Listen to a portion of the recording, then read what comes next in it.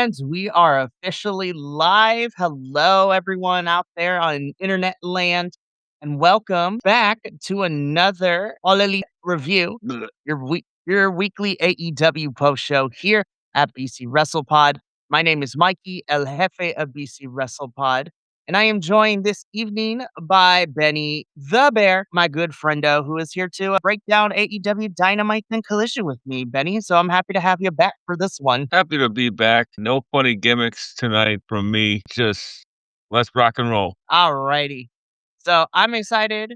Just like AEW Dynamite and Collision this week, we are quickly building up to Dynasty, which is happening next Sunday, which is crazy to say. And listen, April is upon us. Every company is about to be putting on shows this month. We'll be covering a lot of them. And by the end of it, we'll be tired and crying and dead, metaphorically speaking. But we will more on that information coming up next week, because next week is where it truly starts.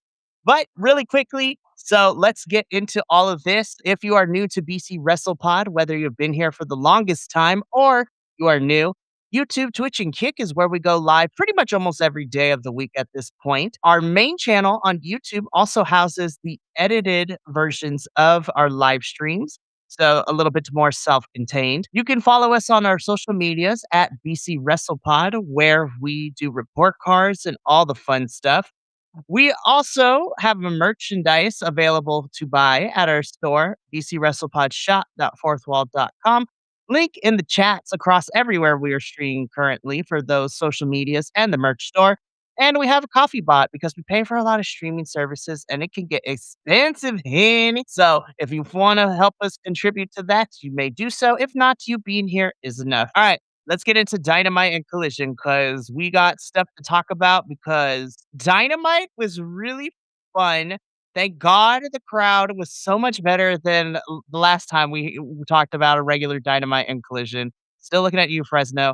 You are forever marred, and you need to do better next time AEW rolls through your city if you end up getting another AEW show. But shout out to this crowd. I was like, thank the Lord. Y'all were so much better. But Build to Dynasty is happening. We are 2 weeks removed from Revolution. So let's just jump into it. We're going to talk about AEW Dynamite to kick things off.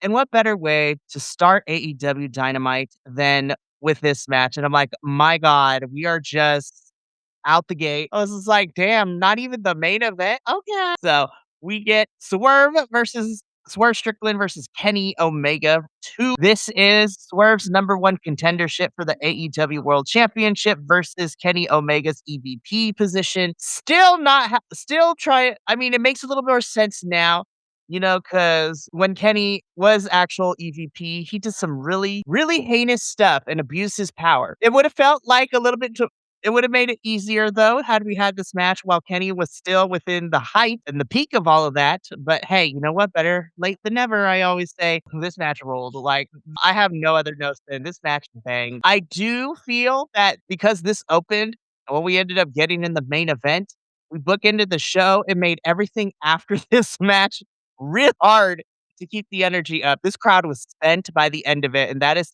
only critique I truly have about this. I feel like if we swapped or paced the show a little bit better, but you know what? Other than that, no notes. In-ring was great. Really fun stuff. Crowd was into it, which I love. Yeah, I didn't have minus my critiques of where it was placed on the card.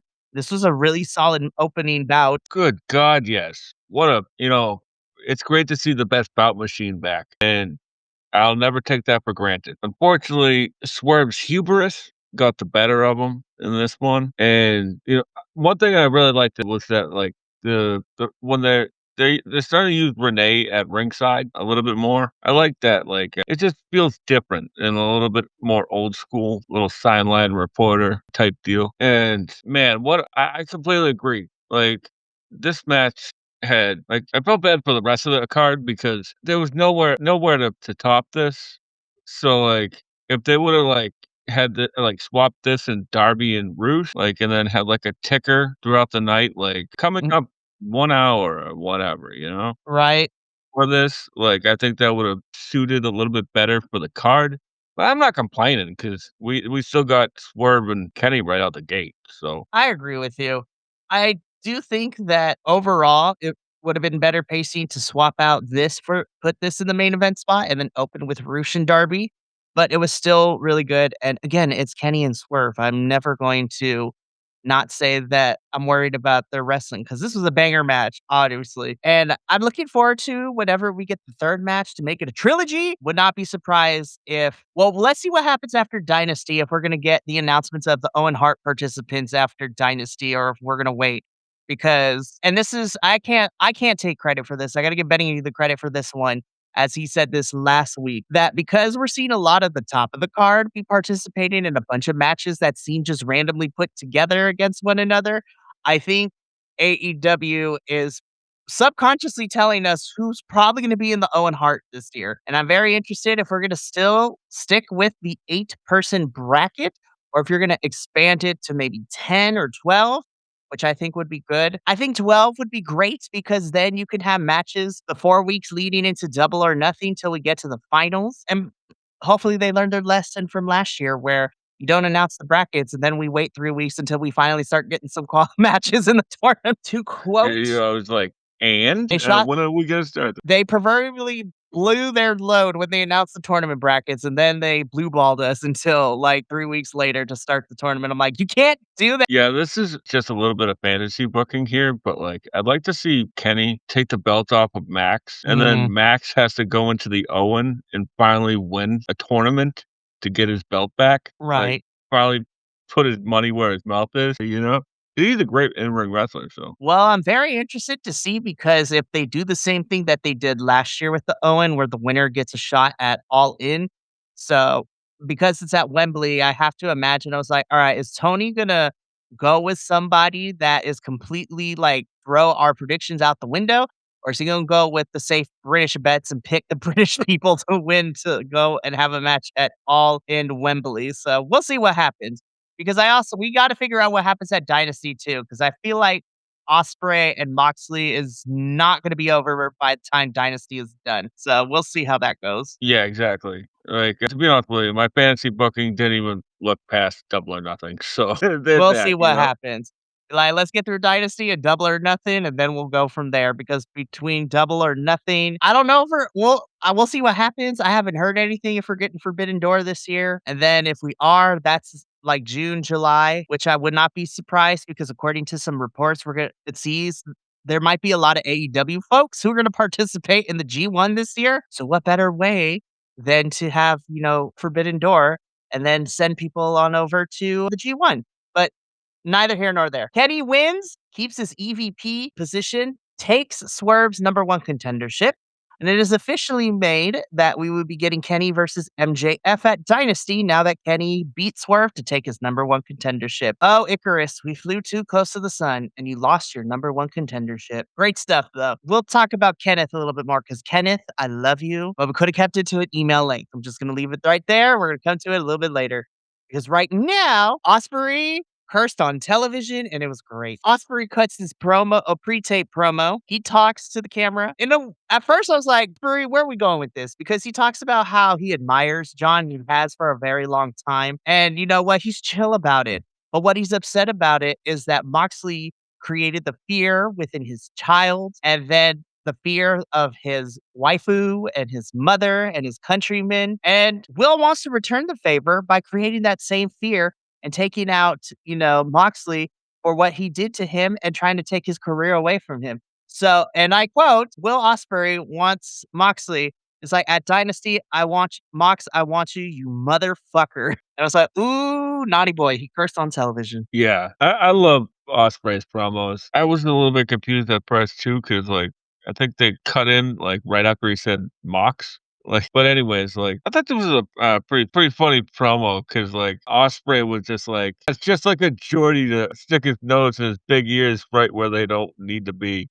That was the other thing. I was just like, "Oh, we're using slang now?" Oh, I was like, "Osprey going in, love it." So, And then, like, Pac's retaliation on Collision was pretty great too. oh, absolutely, and I am looking forward to that match tomorrow night on Dynamite. It's gonna be so good. So, he calls Moxley out, and we'll talk about Moxley's response a little bit later. Well, actually, we'll talk about it after you talk about this match. First of all, I love this graphic.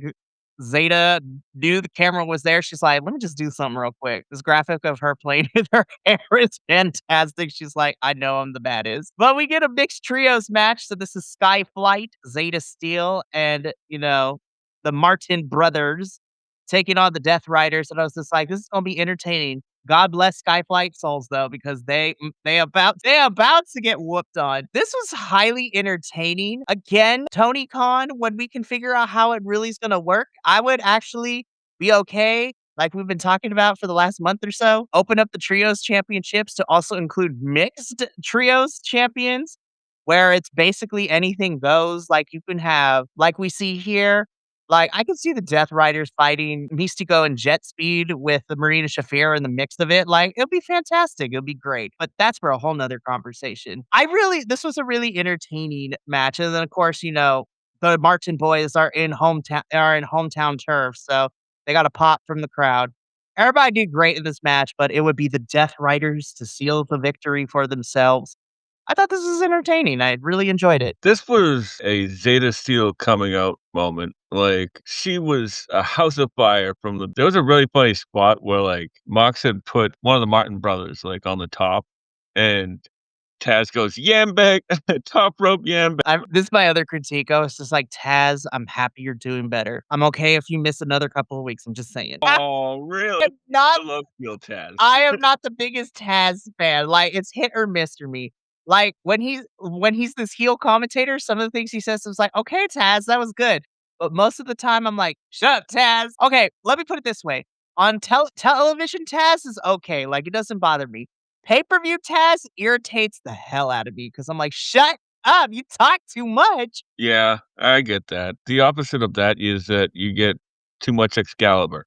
So, Excalibur only annoys me when you just need the right people. So, like, honestly, put Daniel Bryan on commentary all the time, never gonna complain because he's great. Him and Nigel need to be on together more because they are funny as hell.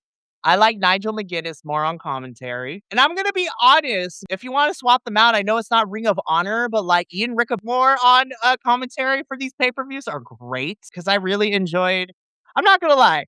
I know a lot of people are either hit or miss with him, but sidebar, I really did enjoy the commentary trio of Don Callis, Mauro Ranallo, and Ian Riccaboni for Global Wars and Uprising 2. I was just like, I actually like the little bit of a trio. It's a lot of fun. And of course, I'm a sucker for Mauro. I was just like, you are over the top and loud, and I love you. yeah, also on that aside, that commentary team just felt like like a warm glove, right? Like, I was like, "I love this," like, just from the get, from Jump Street. I was like, "Yeah, like, Morrow and Dawn have, like, the best chemistry anyways, and then Ian and Dawn, whoo, man, that was so great." But, like, getting back to the match, Danny Garcia is man, the disservice that they have done to Danny Garcia, as the kids say, should be studied Damn. because is getting cheered in Minneapolis as a heel over the Martin brothers.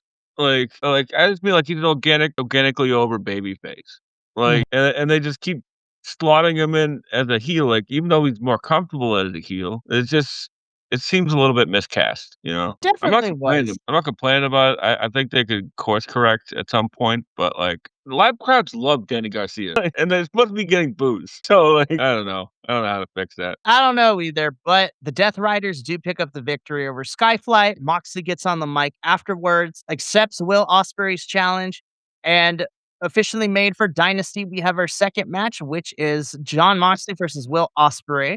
It should be noted that it's not for Moxley's Continental Championship, so it's just a match to have a match so far. We got 2 weeks, so anything can change with all of that, but hey, we got our second match made after this one was done, and I'm like, "Okay, I'm here for that." So, really, really I fun love mixed trios match. I love in the next promo just being like, "Don't let your mouth get you in trouble." Moxley was on a good one between Dynamite and Collision. I was just like, "Damn, Mox, we just letting you loose on the mic in the promo, and I'm here for it." So, we Yeah, don't talk about that, though, because this was fun. But after our mixed trios match, we get a bit of a tune-up match. Speedball Mike Bailey taking on Rocky Romero of the Don Callis family. Really fun tune-up match. Mike Bailey wins. Like, simple. it was great. Like, it's probably the best service of Rocky in ring right now. So, like, I mean, like, the best way possible. I love Rocky. One of my favorite Black Tiger masks. So, that's saying a lot. That's What you gonna say? I was gonna say Black Tiger Mask is back because one of the CMLL folks, Magnus, has now officially got the okay and has inherited the name. So Magnus is Oh, officially awesome. Black Tiger Mask is back, and I was just like, "Yes, give claps." Hell yeah. That's a lineage Mhm. that has a great lineage. No, it truly is. And then on the other hand, we added another member of the Don Callis family via Rocky Romero because CMLL is having a couple of the AEW folks come on over for Friday. And so CMLL star Volador Jr. is now officially in the Don Callis family. So now we're up to 15 people. So I'm like, good golly gosh. Like, Well, we you could know what set it that off. means. 3 of them have to be injured. Lord. I mean, Lance Archer still got the cast. Josh Alexander, as we found out this weekend, had to go get knee surgery or is about to at least. And Kyle Fletcher, at least what I've been heard, is not like injured. He just tweaked himself. So thank God. Because I was like, we don't need nobody else hurt, you guys. We cannot do this. We cannot. We'll get Anyways, there. we'll get there. But great, the fun tune-up match for Speedball. I don't know what we're setting up, Tony. But when we see it later, I was just like, we don't need it to be for a championship, but good, but don't tease me, don't play with me. But we'll get there when we get there. Because right now, guys, MJF returns. He is back from Disneyland or Disney World, one of the two. My money is on Disneyland because you would have to be in California for that, because that's where the pay-per-view was. But MJF comes back. He talks about how beating Hangman Page was the easiest win of his life. And he like basically tore down the hero for the fans that Hangman Adam Page was, and just cuts a good old MJF promo, which I was just like, baller, MJF, baller. Well, then Kenny comes down to interrupt. Kenneth, I love you dearly. Hun, you are great. You are a fantastic wrestler. I'm gonna cry when you retire because you have said that you don't got long left in your career. But Kenny, we could have shortened this promo. Like, this did not need to go on for as long as it did. I'm like, tighten it up, Kenneth. Tighten it up. Here's the thing, right? Kenny is a really awkward and goofy promo, right? Like, people always hear, like, the amazing Kenny Omega, right? And then he comes out and he does these, like, really off promos, but, like, they're only off because we're used to, like, Western style promos, right? Like, because his cadence works in Japanese, like, perfectly, you know? But as you said, like, this wasn't it. Like, to be honest with you, a couple times I spaced out while he was talking, so I didn't even understand everything because it I was know. just it's sort of droning, you know? Kenneth, Kenneth, I love you, but we needed to tighten this up. But you got the point across finally towards Yeah. the end of it. Yeah, he got the So point across, but he coulda used an editor, that's for sure. I would like to thank today's unofficial sponsor, Descript. No, just kidding. Having trouble editing down your videos and/or speeches? Put it in Descript and you can manually edit it. Subscribe now. Just kidding. No, but again, we get it reiterated that it is MJF versus Kenny Omega at Dynasty. Next week, there's going to be a contract signing. And I'm like rolling my eyes hardcore. I was just like, this is how it's going to go. MJF says something, MJF. Kenny Omega, being the nerdy, cool headed persona, doesn't feed into it. Contracts get signed. MJF goes off the wall, says something really, really horrible. Kenny Omega and him brawl. What I'm trying to figure out is for like brownie points. What is it that MJF will say to Kenny that will set him off? He's gonna talk badly about his husband, Kota Ibushi. That's where my money is at. MJF is gonna insult Kenny Omega's boyfriend, Kota Ibushi. Yeah, I'm gonna go out on a limb and say he's going to wish he had died from diverticulitis Oh my because god, that is so he worse. because knowing Max, he loves those low-hanging fruits, and he loves to get people pissed. So, for example, see what happened with him and Nick Nemeth this online this past Oh week. my god, that was a trip and a half, y'all. Like, if you have not seen this online fight, like y'all, listen. I am not going to be the person to tell you, be like, I'm not here to, for drama, but I'm messy and I love you. So just, y'all gotta go check that out though, because we'll be here all night breaking that down. But again, contract signing tomorrow night. Rolling my eyes. We'll see. The guessing game is what is Max gonna say to prompt Kenny to start brawling. And who knows? We might be wrong. There might not be a brawl, but then this is MJF. There's always a brawl. Yeah, and just to put a button on that Nemeth thing, as soon as I saw them talking, I was just like, "This is a work. Like, this is for a match." And then sure enough, like, the next day, Creative Pro was like, "Nick Nemeth versus," like, stop taking stuff seriously, people. For reals. I'm just like, all right, well, whatever. So we'll see how that turns out. But we move on. Christian and Copeland have worked for FTR. I'm like, damn, Christian, we just out here also saying things. But Christian's just like, it's really funny to watch this promo happen because Christian's just like, yeah, I want a revenge on FTR, but I'm going to be an asshole about it. Copeland's the one that has the emotional investment into it. But then again, FTR were the ones who attacked Beth, a while back, last time we saw Copeland in AEW. And so he's mad about that, but he's angry at the fact that FTR and their kids play together. Like they made it personal. I was just like, all right, boys, we're dragging this out for 2 weeks. We got to give us something. So it's just like, okay, cool, baller, got it. Like, cool. And that's also what I have to say about FTR's promo, too. These two could be put together. Did I think we needed it to be long when we put these two together? Not really. We got the point of it, but I still appreciate it. And I was just like, we got 2 weeks to continue to set this up and to flesh it out. Yeah, this also needed an editor. Like, it was fine, like, I love that Christian is doing some of the best heel work of his career right now, and he's only talking for, like, 30 seconds, while Cope is just droning on doing a full WWE style promo in the back, like, "My wife and my kids and my hometown," and all that stuff, and it's like, "Okay, okay." And then, like, FTR come out here, and they talk to the camera, like Cope is the cameraman. It's things like this that, like, make me in wrestling that make me go, "What are we doing?" Like, if they weren't in the building, why did they respond in front of the crowd? Like, you just wasted time. This didn't really build anything extra, Really like weird. 5 minutes. It was really weird that they put them back to back like that. I was like, y'all are in the building. Wouldn't you want to fight? Whatever. Like, we weren't told y'all don't have a non compete like Kenny and Max do. So, but it is what it is. It's help us pad this out until Dynasty. So we still got 2 weeks left of this. So I'm like, okay. I guess really, like, I'm not just trying to complain. Like, I do like these guys, and I like Cope and Christian. Like, I'm a big fan of both. What I mean is that, like, I feel like we put a somebody pressed pause on the feud, and then 6 months later, they unpaused it, and the tag division is just like on a hamster wheel right now. They're not doing nothing, and this is where the tag titles are. What are we doing? Why does it always seem that, like, these like, you have so many people in a notebook, and then and then just fill in the blanks to get to those matches, and then, like, everybody else is just, well, just happy to be featured, like, just weird. It definitely is. And Benny, I know you said I'm not here to complain, but I am. So I will complain for both of us because I'm like, if you have promos like this, and I know we're padding it out, but like give me something a little bit more mass, if you will. So, but hey, it gets the point across. They might do something in the next 2 weeks that'll be like, oh my gosh, did you see that? But time will tell. And they're gonna be AEW is gonna be focusing on what else we're gonna put on this card because we got 2 weeks until the pay-per-view. So more on that when we continue talking about our show in the next coming weeks. But right now, so we have to believe that there's a rubber match after this, correct? Like that's what we're building to. Because you had the conglomeration, let me rephrase. You had our two lovable divorced dads and their emo son Darby win the match at Revolution against the Dogs.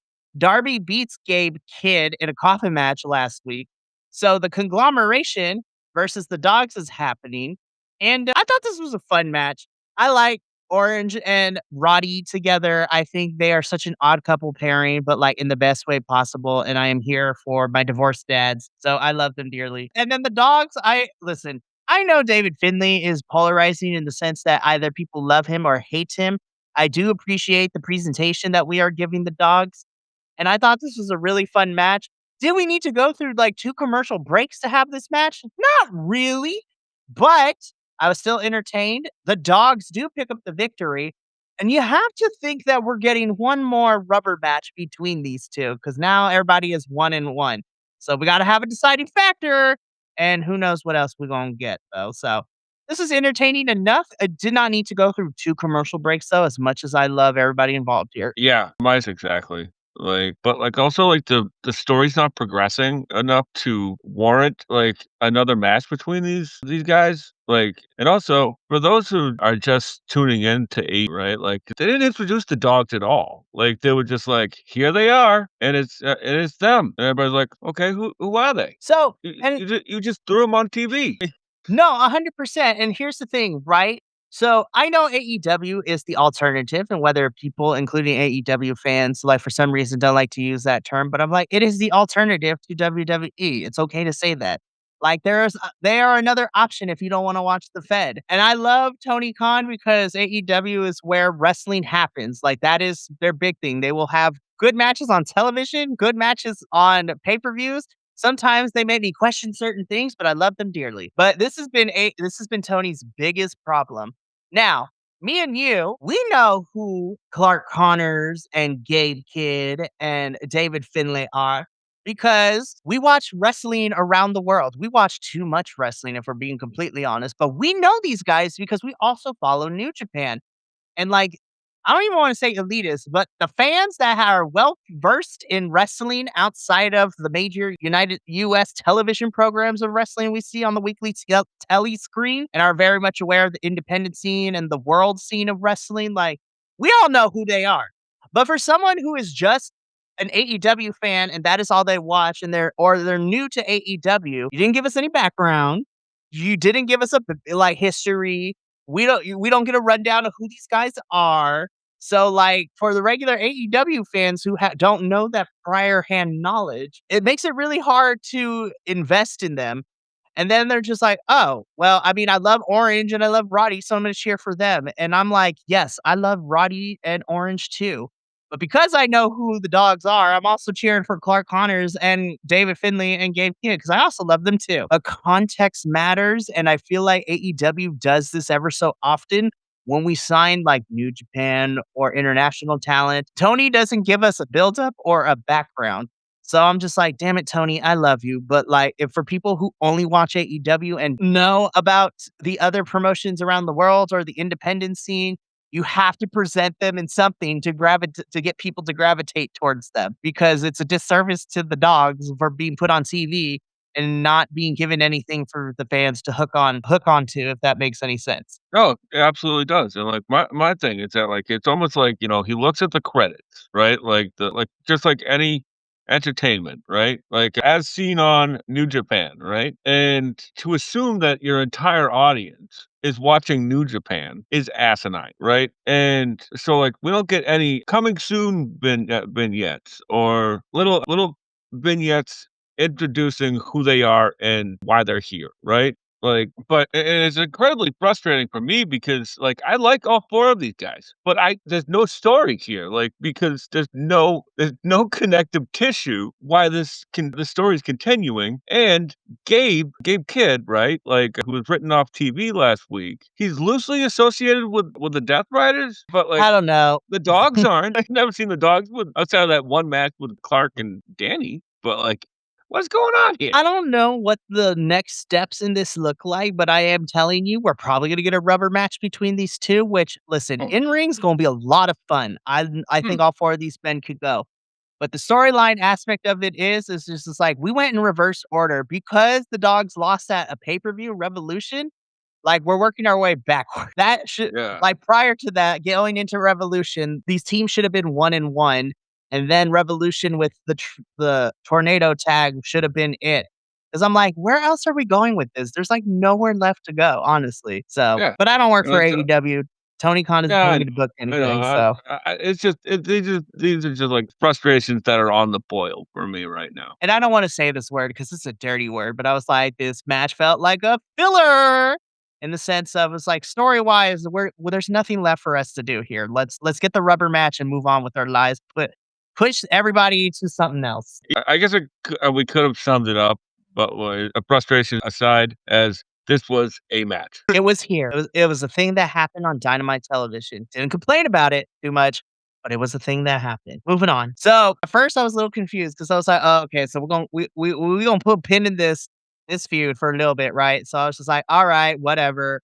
But in my little heart, I was just like, Proto Sheeta is reunited and it feels so good. But we are gonna put a pin in the Kyle Fletcher Takeshita feud. So it's like, okay, I'm okay with this. Now I feel like though Kyle Fletcher is about to be the child of divorce because he's gonna be in the middle between Takeshita and Okada though. So I'm like, I'm okay with that too. Yeah, or he kicks both of them in the dick and walks Triple away. threat. Hey, you know what? If All Out Toronto showed us anything, a triple threat that involves Takeshita and Okada is already a banger in my book. Like we saw that with those two in Mascara. Yeah. What was the one with Ricochet and Osprey back in That match was Wrestle Dream? baller. Oh, Triple threats works very good and it's always refreshing. But Proto Sheeta is back together and I'm not mad about it. I'm happy to see our boys be on the same page again and our besties.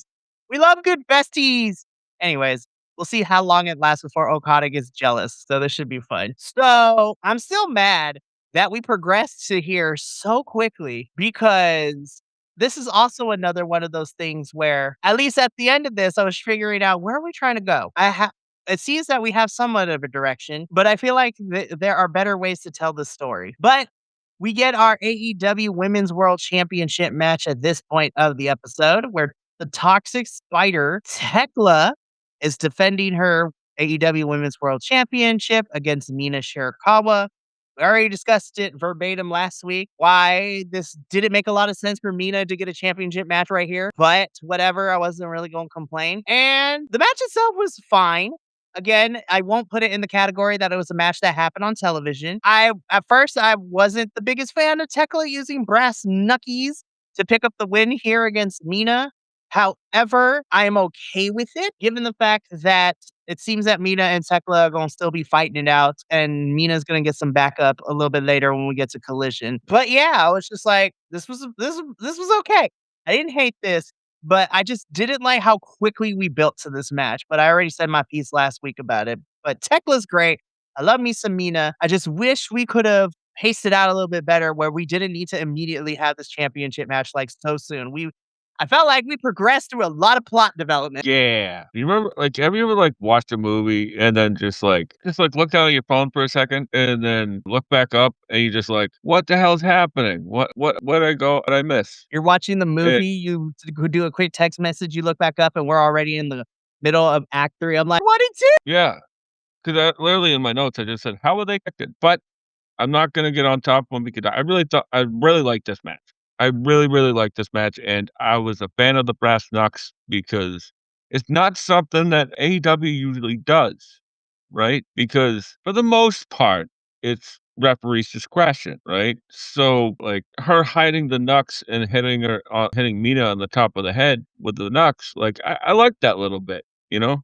A little bit of old school wrestling, but alright, I'm as I said, I'm not complaining about this match. I will complain about the commentary team, though, because every single there's a women's match on, they're during their entrances are talking about what's coming up next on the next event, and then as soon as they get into the ring, they're talking about what's happening after the match. Call the match! Oh my god, I'm sorry, I guess I'm a little testy tonight. It's just, the world is a little strange right now. It had nothing to do with Mina and Tekla, though, because these 2 women were fantastic. They definitely were, and again, because we're focusing on Dynamite right now, wasn't sure what was next for Mina, but it seems that we're gonna keep Mina and Tekla and a couple other folks just, like, feuding for a little bit, which I'm okay with, which we'll talk about when we get to Collision, but Tekla is still our AEW Women's World Champion.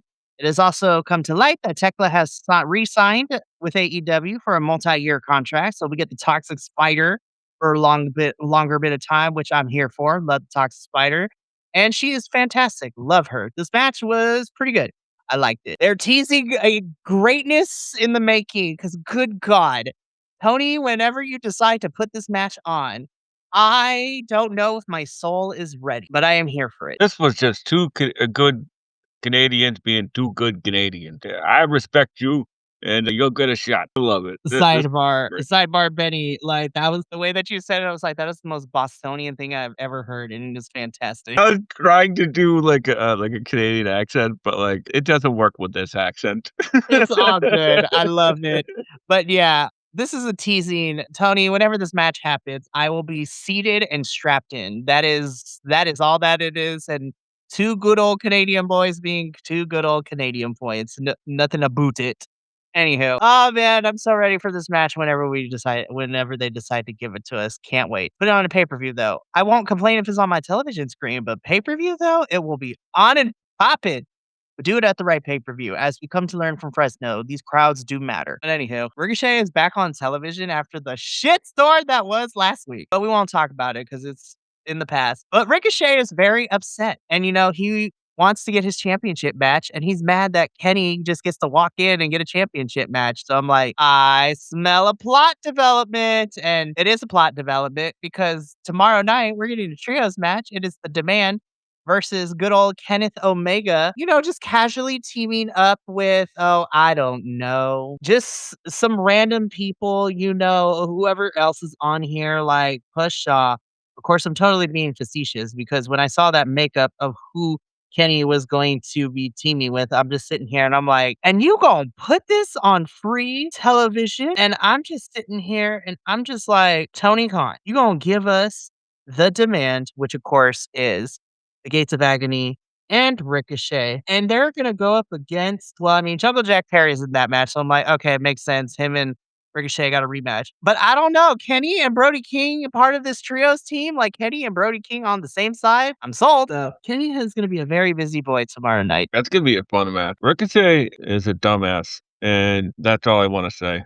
Because this was a fine little setup for, I think, what's coming down the road. Oh, absolutely. So I'm like, all right, well, whatever. So more on that tomorrow night when we watch the episode. Main event time, no countouts. Roosh versus Darby Allin. This match was also on and popping, and I thoroughly, thoroughly enjoyed this. I really can't. I will never complain about a Roos match. Roos just beats the crap out of everybody. He just sort of has a different vibe that he brings. And Darby was a great opponent for him because like the best underneath fighting from underneath babyface. And ooh boy, they might have tried to turn up the ring mics and lower the crowd mics, but that crowd got that shit.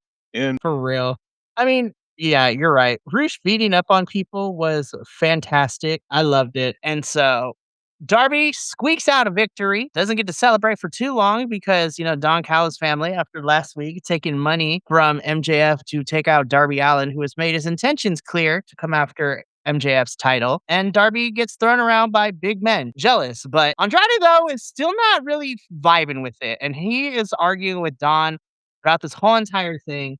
And Darby laying in a puddle of Darby is how the show goes off the air for Dina. So yeah, Dynamite was pretty. Sorry, go ahead. no, I was just gonna say that I like the Andrade wrinkle. It's pretty nice. For reals. Anywho, so really great stuff. That is how Dynamite goes off the air. So let us get into Collision, which was a little bit more straightforward. And no shade, I'm glad that we're back to a regular 2-hour Collision because I was just like, I don't have to stay up super late to watch a 1-hour Collision this week. I know Benny got mad at me last week, but you know what? It is what it is. Deal with it. Anyways, let's get into it because this was a pretty straightforward episode of Collision. And we kick things off with our AEW Women's World Tag Team Championship match. So this, of course, is the Divine Dominion, which is Megan Bayne and Lena Cross defending their tag titles against the former champs, the Babes of Wrath, Willow Nightingale and Harley Cameron, in a rematch. This was great. And this is what I need for Divine Dominion. Just like run and destroy women in every championship defense because the Babes, they tried. But Divine Dominion steamroll is like, though I was taken out of the match a little bit because there was a very scary spot with Megan. I was like, oh no, she looked like she landed really rough. Thank God it seems that she's okay. So I was just like, but thank goodness she was okay. But this was a really fun match and a really fun first defense for Divine Dominion. And they are still the Women's World Tag Champs. So this was great. I thought this was a really fun match to open up Collision this week. Yeah, I remember that spot too when she did the suicide dive and tope suicide. Reminds me, if it's on YouTube, should it be a tope unaliver or That's true. Her face went kersplat. yeah? Oh, just joking around. It was just a joke. But I thought she had recovered really nicely, and that's really what matters.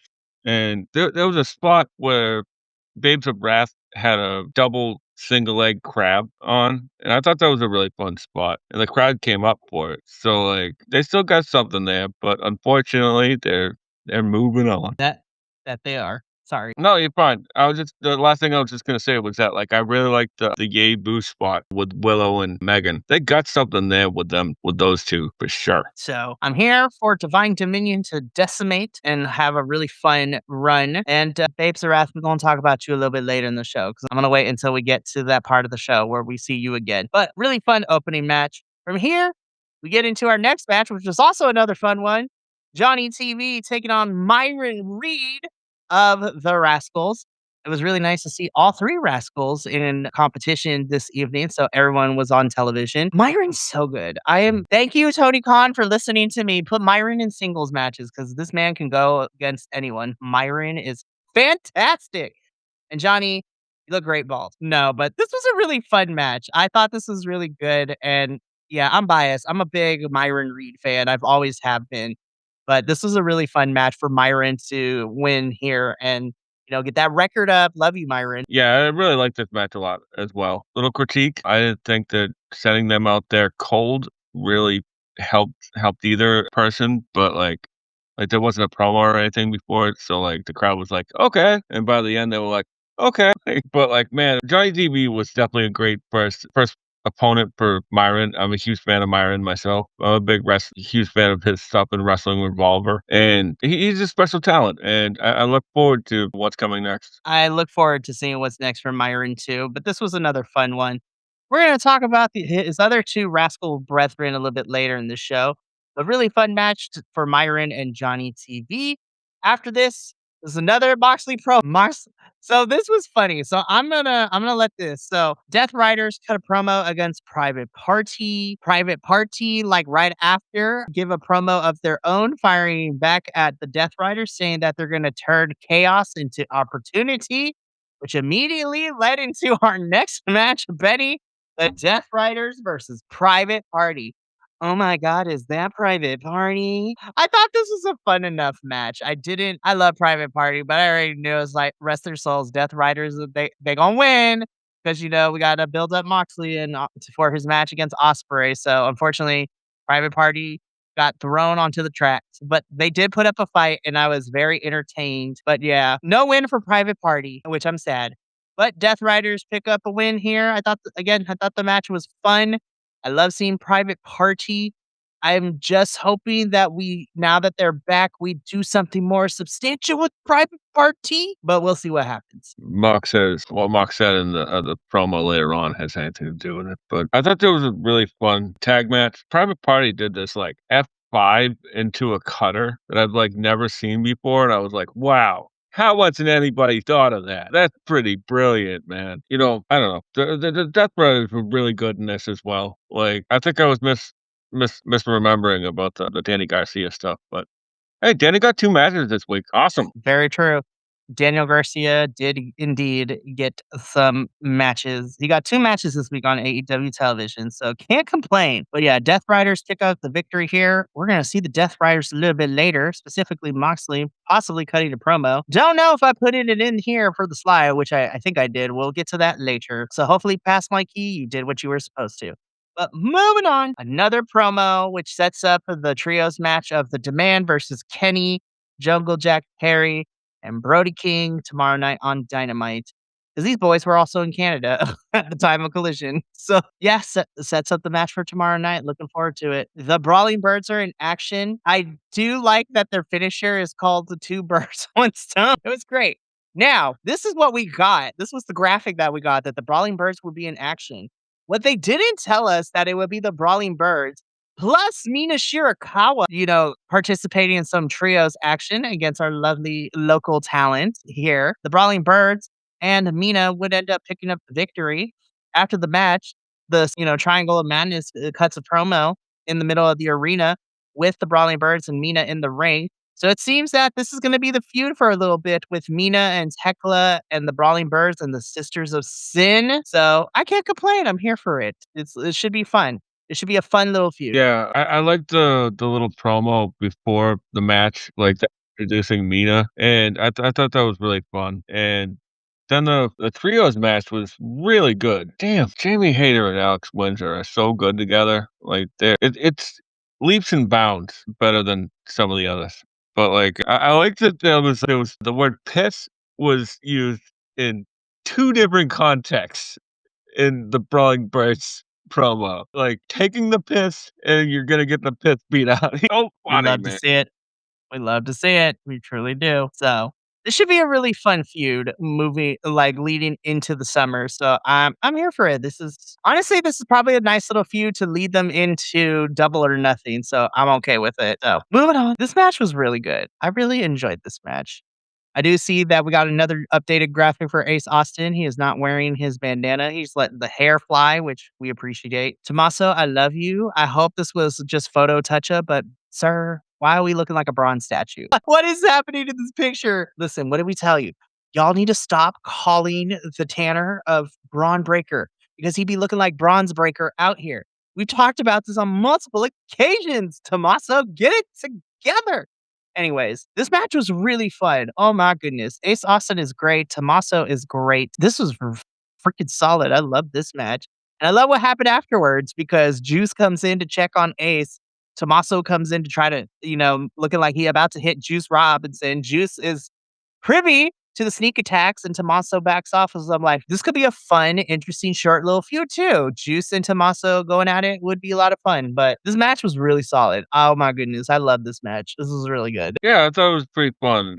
I like at the beginning that Ace like threw Ciampa over the top rope, and then he got mad, and then he rolled back in, and Ace did it again. So he like rolled back in and just beat the piss out of him. Like, oh man, this is a pretty fun match. Like, it was a nothing burger of a match that set up something of interest. I just thought it. Like, I just think that like give us some promos. That's all I mean. Like, just set up these feuds and promos. Like, I don't remember who eliminated who in that 21-man battle royal, Listen, that was 2 weeks ago. Since then, we have watched a lot more wrestling since then. right? This is not the only product that I'm watching, so I don't remember. Like, I'm like, oh yeah, I remember that Ace eliminated, but I don't remember that. There's a lot that happens within the wrestling world. And we watch a lot of wrestling here at BC Wrestle Pod, which we love. But because we watch a lot of wrestling, unless you remind me, I'm not going to remember it off the top of my head. Like, it's crazy. But something fun for a little bit. Not going to complain too much about it, but definitely agree with my co-host here, AEW. Please set up these matches, even if it's brief promos, like 30-second promos as to why we fighting. Like, that is all I need.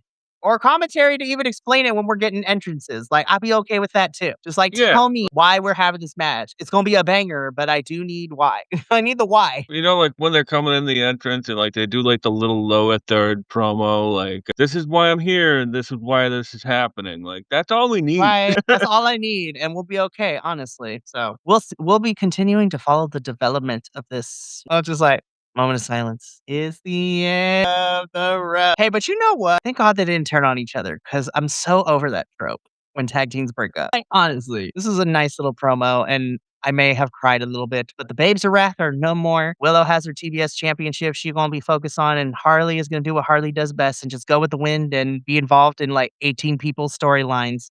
We love her for it. But I shedded a little tear. This was a nice little run for the Babes of Wrath, and Babes of Wrath forever. Love them. Yeah, this is a fun team. I'm not happy that it's over by any means. I'm gonna miss them, but it was a team that was made for the tournament. So, like and, like, we didn't really see any progression in their friendship, really. So, like, that's my only concern.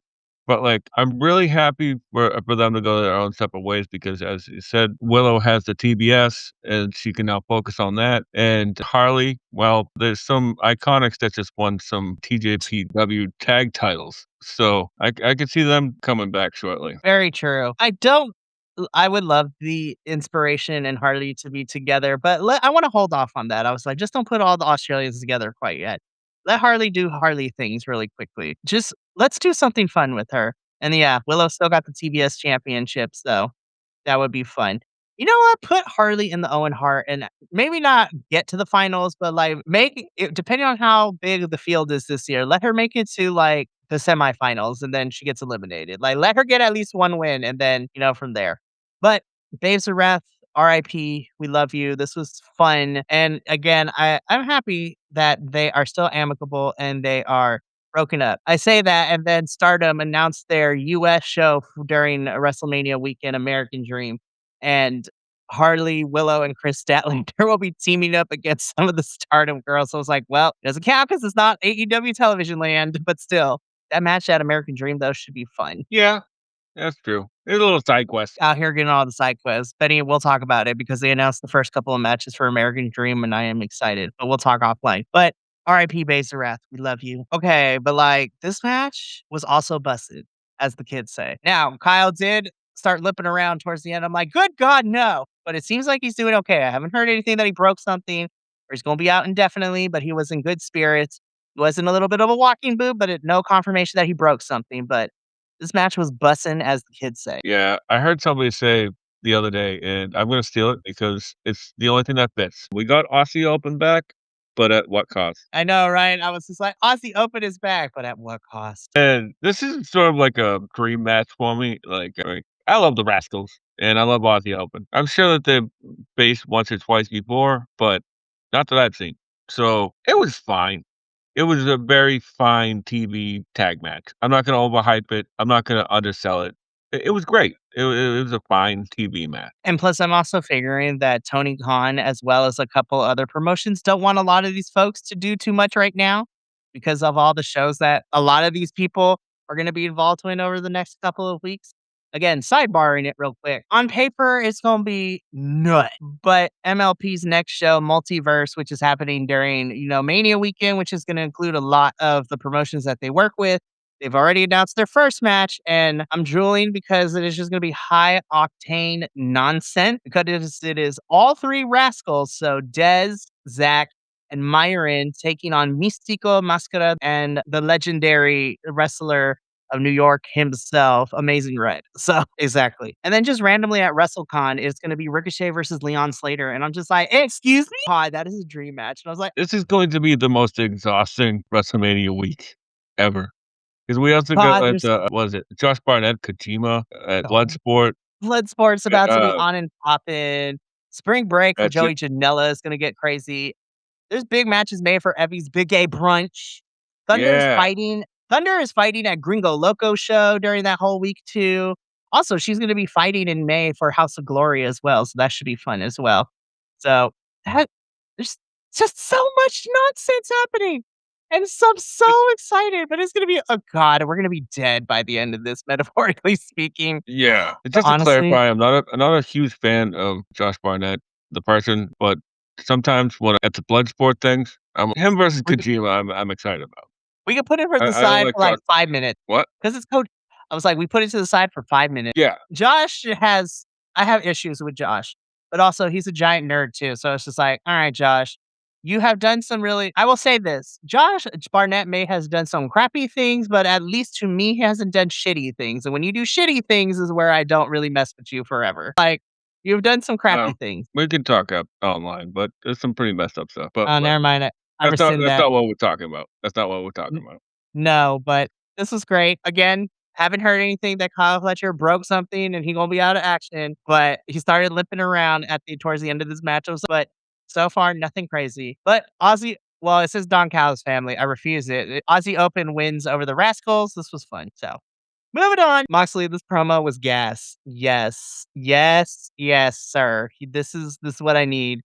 And once again, yes. Moxley, you're just so good from going between tweener and face. I mean, like heelish tweener. So this is great. Yeah, such like probably one of my favorite promos like today. It has been for a long time. But like he makes you sit up and take notice. And I love that about him. And like there was one point where like Danny started to break. So he looked at Claudio and Claudio went, nope. So like Danny had to go, When Moxley, not to say that Moxley's promos are never serious, but when he hones in, like it is some great mic work, and I've always really loved that about Moxley. And it now it. I mean, I was invested in this feud that with him and Osprey going into Dynasty, but now I'm paying a lot more attention to it too. So I'm like, oh, this is about to be good. If this is the kind of stuff we're gonna get for the next 2 weeks between these two on the mic, like this is gonna be great. yeah. Mox at times can be a poet on the mic. and I really like that style of promo. I do too. So, really great stuff. I'm going to continue to develop this and to watch this the next 2 weeks as we head into Dynasty. But this is going to be the last call. We are heading into our main event, the end of our review portion of the show. So I am hitting those links in the chat once again for our socials and our merchandise store that you can check out. And without further ado, let us get into our Collision main event. Oh my gosh. Yeah. So AEW International Championship match. Our champion Kata taking on the challenger Kevin Knight. This has been a really great trilogy between these two, honestly.